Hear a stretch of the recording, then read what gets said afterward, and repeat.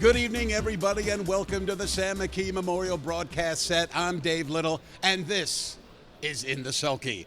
I'd like to welcome in our special guest this evening. He's the 2023 Dan Patch Driver of the Year, Scott Zeron. Scott, how does that sound to you? Sounds good. Worked a long time to hear that, so it's nice. We'll soak it all in, that's for sure. I heard, maybe I read it in a story or something like that, you actually had a couple of near misses back in Canada getting Driver of the Year? Yeah, so Canada, they basically nominate people. So it's two people are nominated for every category, and you don't know until you get there to see who wins. So the anticipation, 3 times I was nominated. Twice I didn't think I deserved to even win it, but the third time I was like, this is a shoo-in. I'm going to win. The whole family's coming. We'll get the tux on. And I lost to Sylvain, and that hurt. And then I lost another one to David Miller here in the States, but we finally got one. All right, finally good to get one in 2023, and certainly it was a huge year for you. Now, you're 34 years of age, so there's obviously plenty of tread left on the tire. I think a guy like Dave Miller proves that there's certainly a lot of wins left for you. Do you feel from a career point of view that you're ahead of schedule? Yeah, I don't know. I had a lot of luck early on. Maybe it was a blessing in disguise. I don't know. I think being a little innocent to the significance of some of those races helps going into them, like the Jug. I won it when I was 23 years old, so I didn't realize how monumental those wins are. So I went in not as nervous, and I like that. Yeah, no, that definitely. If you're not nervous, you do a lot better, don't you? Yeah.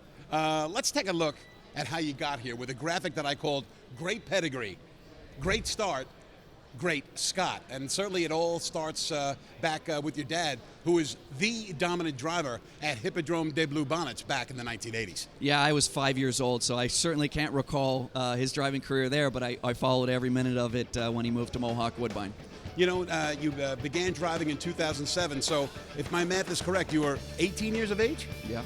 18 years of age, you started driving at pari-mutuel races. Yes. I don't know if I was really ready, but I definitely was driving in them and learning, and it was a slow process. I don't think I was talented at all. I through trial and error, really felt more confidence throughout, and then we're here where we're at now. You know, we see that you won a career best 606 races in 2010, and we have so much in this sport where it's quantity over quality. So obviously you were driving in a lot of races in that era. In fact, I think you drove in 3,000 races in 2010 and 2011 when you were winning all those dashes. Now you're driving at about half that. Is that more or less the workload that you want to see moving forward? Yeah, also a different country. Yeah, in Canada, we're doing the B-track system. I think that 606 wins, not one of them might have been at Mohawk or Woodbine. So I stayed on the B-tracks and learned driving some lesser horses in order to learn how to get them to go a little faster to move on to the big track. So it was just a different model in Canada with the amount of B-tracks they have, when here you just feel like you got to be at the Meadowlands even at a young age.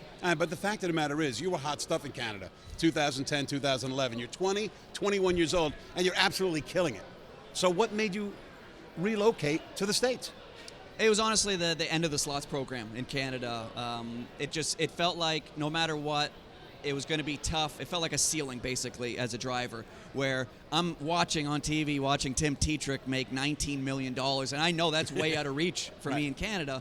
And it was the year after I won the Jug. I said, man, I had such a good year without a monumental win. I had a great year, and I think I made 60% less. So I felt like it was just going to be a downward trend, and I wanted no ceiling on my career, and I'm happy I moved. So 2023 rolls around. Did you think you were going to have the huge season that you did? No, I certainly didn't. Just coming back from an injury in 22, you don't know. The horse that fell on me just fell. There was no explanation, nothing. So you lose a little bit of trust for some of the horses you're sitting behind. I was just very fortunate when I came back to drive at Lexington, Kentucky. And it was just driving Grand Circuit horses for great trainers, and built that confidence back up, not just in myself, but in a lot of the horses. So, and then obviously blessed with Treacherous Dragon from Nancy. Yeah, true. All right, now graphic 2. The Money Man is the 2023 Driver of the Year. $10 million in earnings. So obviously that was a big departure, even from all the races you were winning about 13 years earlier. Yeah, no, you certainly watch a lot of these guys make $10 million every year, and you don't realize how difficult it is. The amount of quantity you have to drive as well as quality. So $10 million has always been a goal of mine. It's even on great years I've made 8.8 or 9.1, and 10 just felt a little out of reach at times, but I won enough majors that it just ticked me over. On the last day of my driving this year, too. Now, yeah, you won 21 races for a purse of 100,000 plus. That's one of the stats that I really like. And you became the third driver ever to sweep the Little Brown Jug and the Jugette in the same week. We'll get to that in just a moment. You know, to say it was a great year from start to finish is a great understatement. Besides It's My Show and Tactical Approach, what are some of the other things that led to such a big 2023? I think the start was great.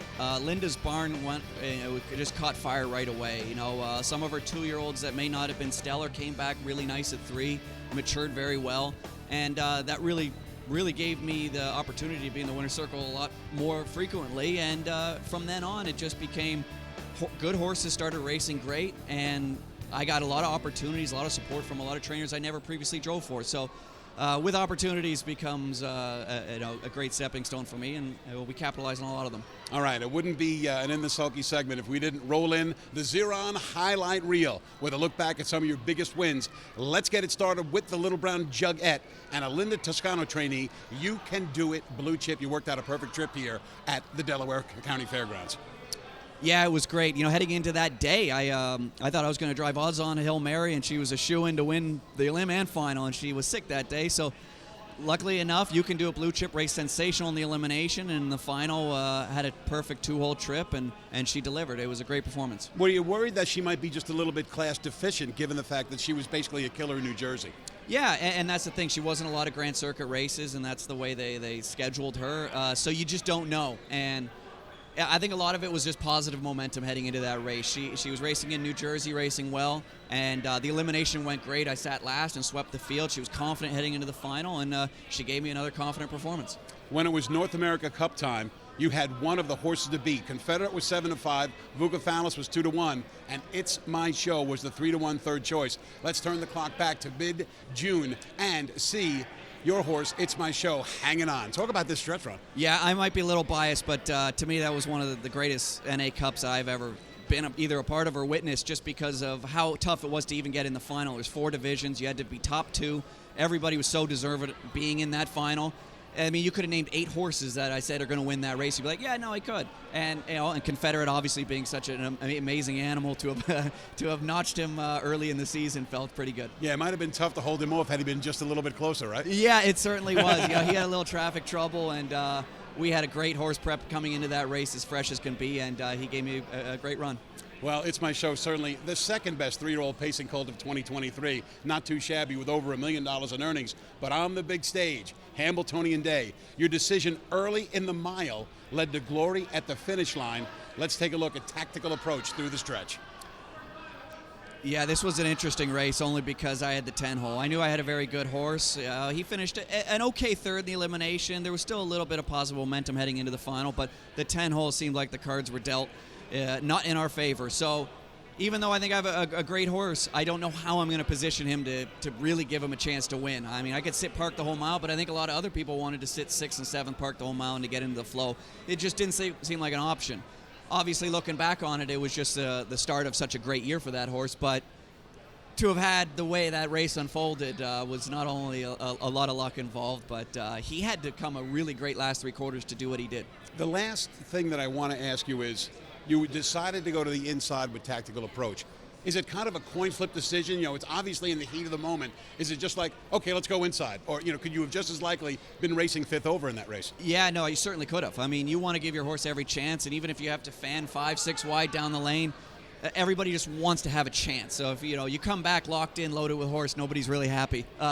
So that's the risk you run going up the inside. But Brian had left out of there, and everyone was protecting the 2 wide path because everybody wanted to be in the flow. So I just felt like I'm going to be 6th over if I go to the right, and I elected to go left, and everybody was giving their horse a great chance, and I was giving my horse not a great chance, and it worked out great. Yeah, it's kind of nice to drive the Trotter of the Year Tactical Approach, who also won the Kentucky Futurity and the Breeders' Crown in very, very impressive fashion. Obviously, skimming the inside and the Kentucky Futurity as well.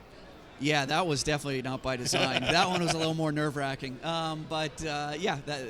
Listen, he delivered every time I needed him to, and he won 3 monumental races that only Muscle Hill's ever done. So, looking back on it, it was pretty amazing. All right, last thing, 2024 for Scott Zeron. What horses are you looking forward to driving? I drove a 2-year-old trotting filly last year, Allegiant. I mean, she was in the Mohawk Million, finished 3rd, a really impressive filly. Hoping she comes back good, and honestly, as a catch driver, you don't know what ones didn't race at 2 that could come back great at 3. It's My Show was certainly one of those horses. You just couldn't expect him to be as good as he was. So I'm just optimistic about the whole year. Felt like a great year last year that obviously we're just going to run into this year, and hopefully it does the same. Scott Zeron, congratulations on being the 2023 Dan Patch Driver of the Year, and much success in 2024. Thank you. Anthony Stabile, he's going to be up next to talk about tonight's featured action. Once again, thanks to Scott Zeron for being my guest on In the Sulky. We'll be back after these messages.